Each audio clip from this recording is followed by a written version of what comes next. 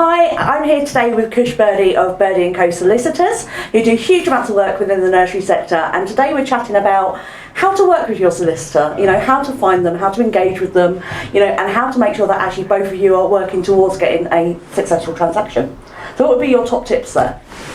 Top tips for working with your solicitor. I think, to be honest, from the very, very outset, I think you should be expecting clarity, prompt communications. You should be able to get a quotation pretty swiftly.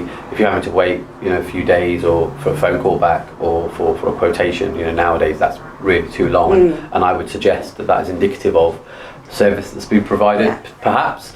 So we always make sure that we're quoting very, very promptly, because that's how we want to start the scene really effectively, and then throughout, I think you want to make sure that your lawyers are, of course, project managing the transaction smoothly and effectively, that you're getting updates before you're having to chase the solicitor, which is always very so important, and that's how we like to operate.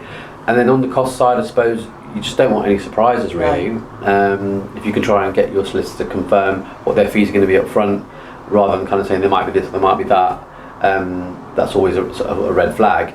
Although there are things obviously that can change or come out of the woodwork, in which case you might have to have a conversation.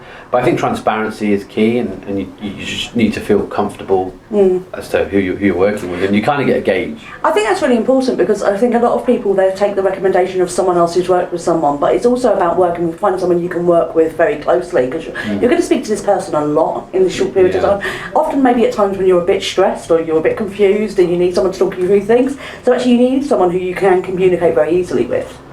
Oh, absolutely. I think we try and adapt ourselves to the client. So some people like to talk on the phone all the time, and they just don't really enjoy emails, and they're very busy and all that, and that's understandable. Some people just don't know the answers to the questions that we're asking, and that's equally fine, and we'll try and help as much as we can. I think ultimately you should expect professionalism from the firm that you're working with, and you should definitely be able to get hold of them. Which is more of a problem than actually you would probably imagine in some cases. It really bugs me about law firms. And I think also specialist solicitors, because we're saying you're doing huge amounts in the nursery sector, and while actually transactions can seem quite similar, and the person who helped you sell your house might be able to do this work, I think often actually what you're doing is paying to get them to try to understand the sector, and you're never going to have to necessarily have depth of understanding, are you? Yeah, I mean, you're going to pay a bit more for a specialist solicitor, but it's definitely going to pay you back, in my opinion. You want solicitors that can actually project manage, hold your hand throughout the transaction from start to finish, understand what to do when, understand what's appropriate, what's not, understand whether, if you're selling and your buyer's asking something, whether that's reasonable or onerous. You want to make sure that if you're selling, for example, that you've kind of got that clean break that you're looking for, and unfortunately the most likely the traditional high street property solicitor is not going to know about business and corporate transactions, and